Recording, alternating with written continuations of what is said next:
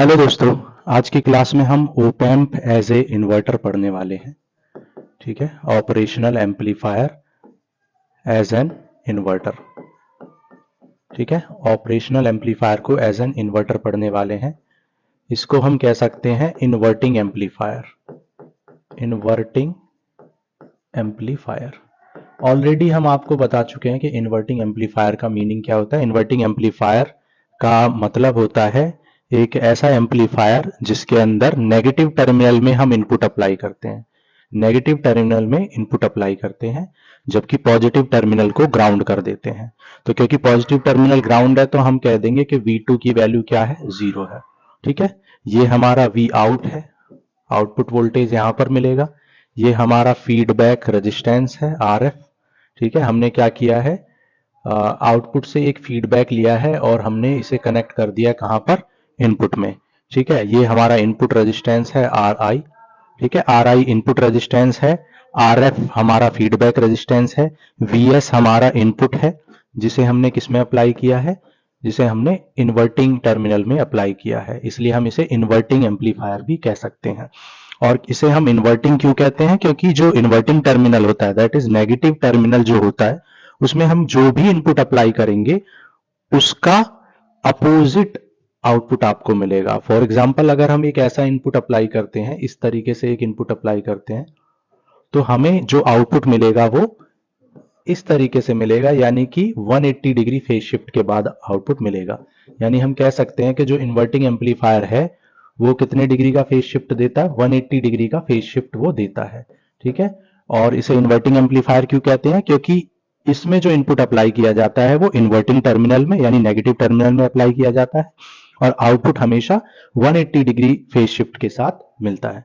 ठीक है, अब आपको वर्चुअल ग्राउंड के कॉन्सेप्ट के बारे में ऑलरेडी बता चुके हैं।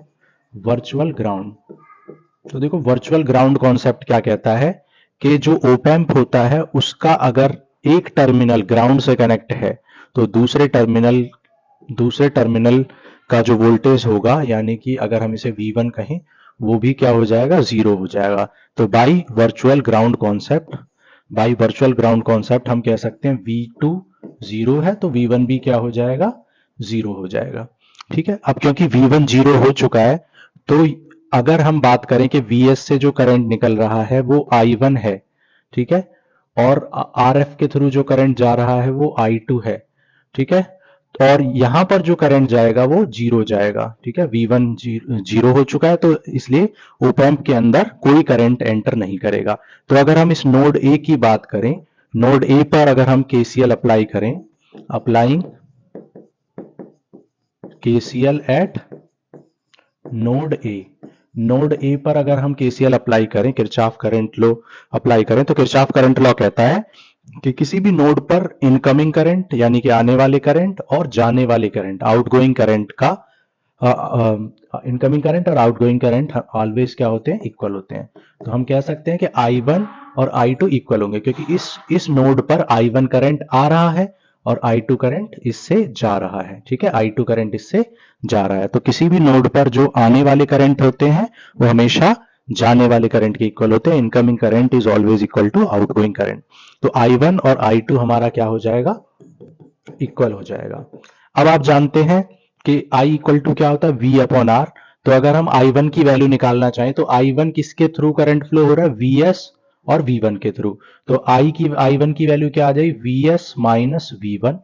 ठीक है, पोटेंशियल डिफरेंस बिटवीन RI और अपॉन में क्या आएगा, रेजिस्टेंस। ठीक है, I इक्वल टू, आप जानते हैं I equal to V upon R, तो यहां पर VS minus V1 upon RI। और I2 की वैल्यू क्या हो जाएगी, I2 की वैल्यू हो जाएगी V1 minus V out upon RF, V1 minus V out upon RF। ठीक है, अब आप जानते हो कि V1 क्या हो चुका है, 0, क्योंकि वर्चुअल ग्राउंड के कॉन्सेप्ट की वजह से V1 0 हो जाएगा। तो हम कह सकते हैं VS अपॉन RI इक्वल हो जाएगा minus V out upon RF के। ठीक है, अब V आउट अपॉन VS निकालना है तो VS को डिवाइड में ले जाते हैं, तो V out upon VS equal to क्या आ जाएगा, माइनस RF अपॉन RI। और ये हमारा क्या हो जाएगा, gain of gain of inverting amplifier, इसको हम कहेंगे गेन ऑफ इन्वर्टर या इन्वर्टिंग एम्पलीफायर। तो इन्वर्टिंग एम्पलीफायर का गेन क्या होता है? -RF/RI होता है। अब अगर हम बात करें कि अगर हम निकालना चाहें कि आउटपुट की वैल्यू क्या होगी, तो आप कह सकते हैं वी आउट की वैल्यू क्या हो जाएगी? -RF/RI इंटू वी इनपुट के इक्वल हो जाएगी। Vs कह सकते हैं या वी इन भी कह सकते हैं, आपकी मर्जी है, आप Vs कहें या वी इन कहें। तो वी इन, अभी हमने Vs यूज किया तो हम Vs लिख सकते हैं, तो Vs, ठीक है। अगर क्या हो जाए, RF और RI की वैल्यू इक्वल हो जाए, अगर RF और RI की वैल्यू इक्वल हो जाए तो आप कह सकते हैं वी आउट की वैल्यू क्या हो जाएगी?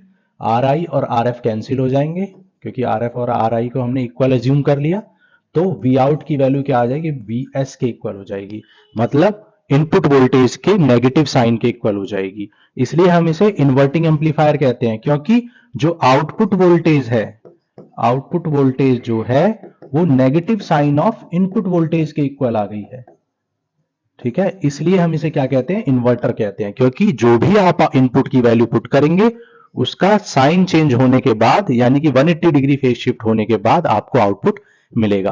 तो ये था हमारा op amp as an amplifier, ठीक है। Op amp as an inverter, तो इसे हम op amp as an inverter या इन्वर्टिंग एम्पलीफायर कहते हैं। अब नेक्स्ट लेक्चर में हम पढ़ेंगे op amp non inverting op amp या नॉन इन्वर्टिंग एम्पलीफायर, ठीक है। तो आज के लिए इतना ही, थैंक यू।